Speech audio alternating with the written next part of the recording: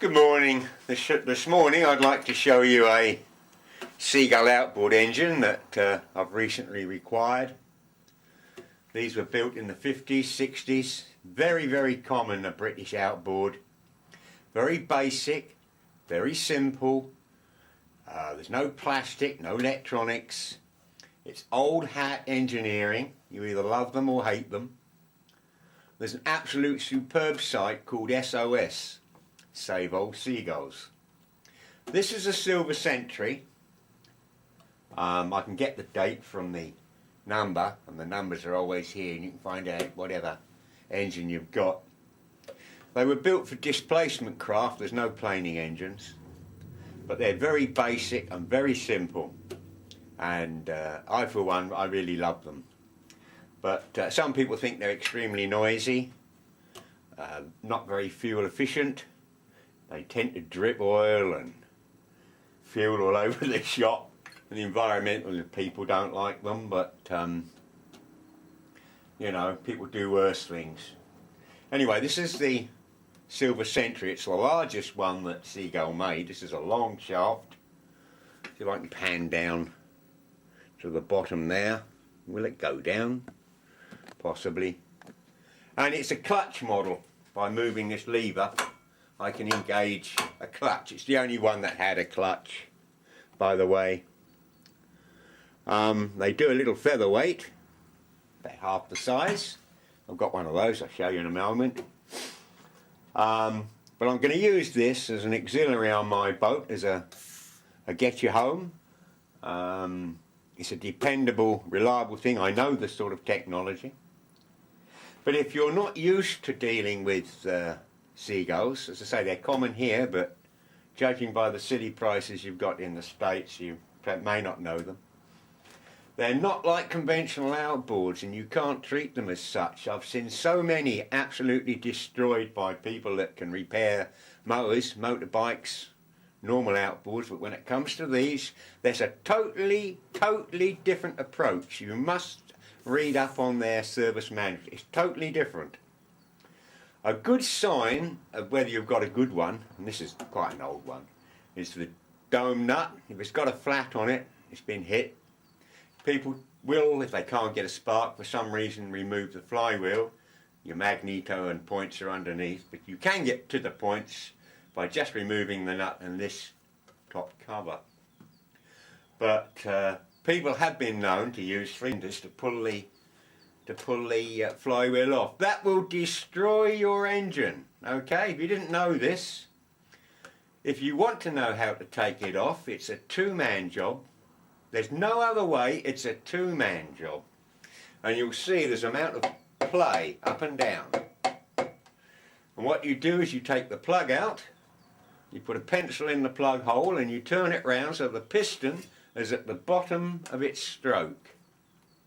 And in that position, you undo this nut 2-3 turns.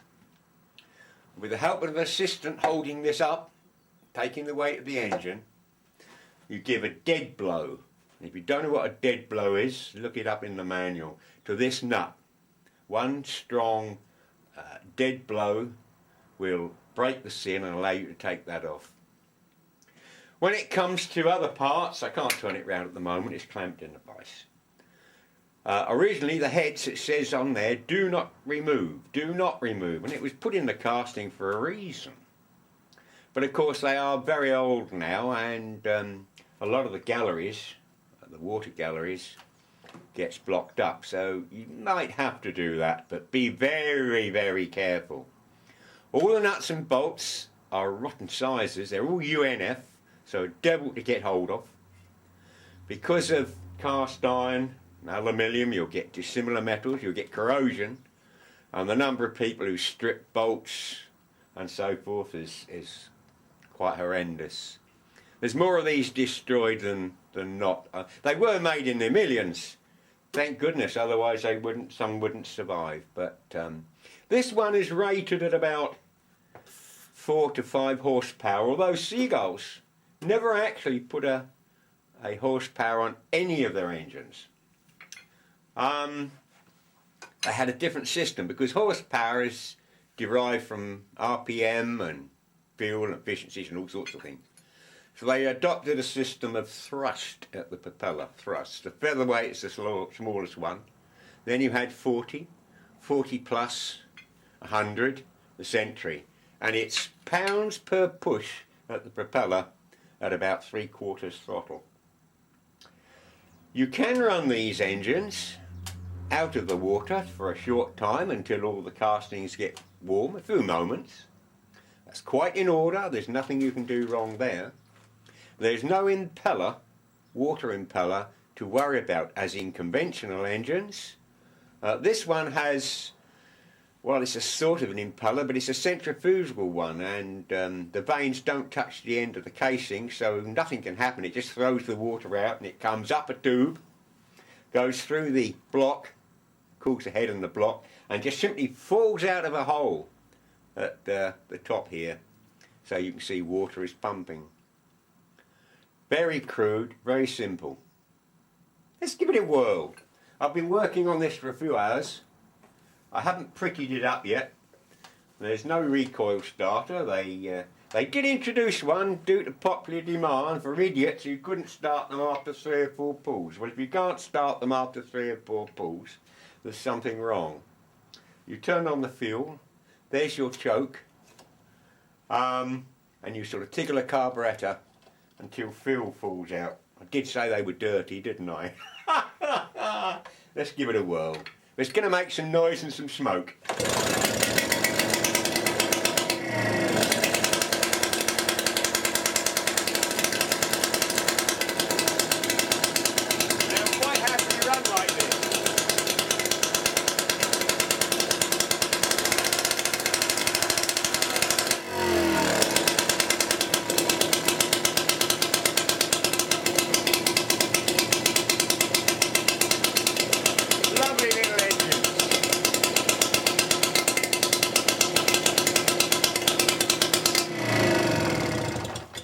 I'll stop it as I don't want to gas myself. I won't do a lot with this. A lot of people paint them up and tarp them up, and that is not what they were used for. They were used as a basic power unit, and for that they are really superb. But please, please, please be warned that they do take a special approach as opposed to conventional outboard engines. And if you're not familiar with them, read up on them. As I say, SOS is an excellent site, and you'll find that many of their operating parameters, if you like, are totally different to conventional outboard motors. Anyway, that's the Sentry. That's the one that's going to go on my boat. I'll now show you the Featherweight. This is a Featherweight. It's I did say they were mucky, didn't I? The tolerances through all the bearings, there's no roller bearings throughout anywhere on the engine. They're all bronze, and they're all designed to deliberately leak oil and fuel as part of their lubrication. So that's quite normal, and it's exactly the same as the other one, but smaller. This is just for a dinghy. And this one you sort of, where's my starting rope gone? On the floor. This one, you pull it and go, no clutches. And this certainly beats rowing. Fuel on, open. Alright, let's give it a go.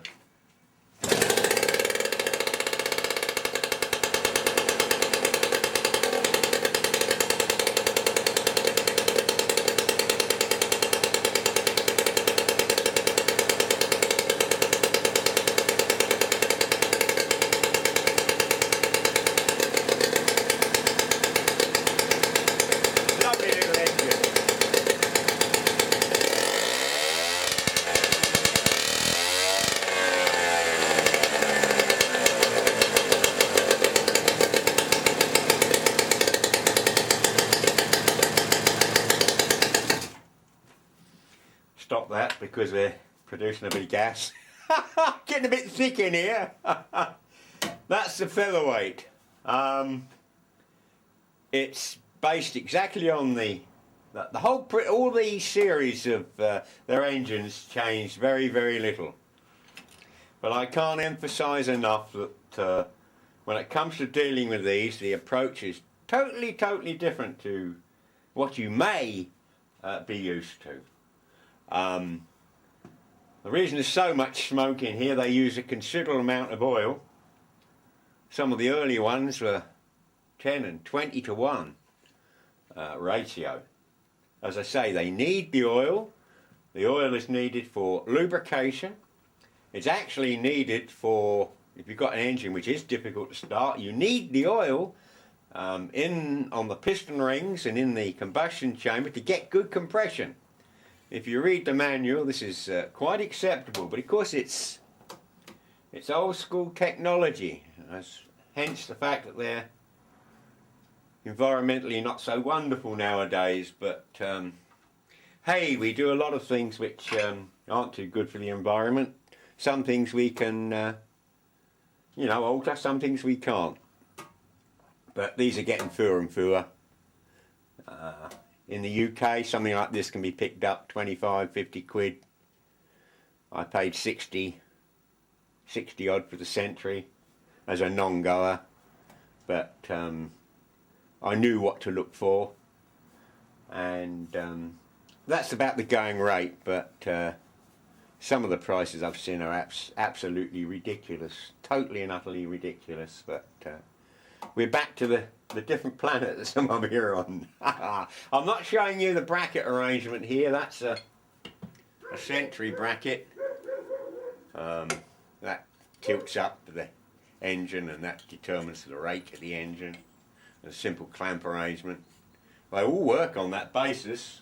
And then this piece just drops in and a pin goes through.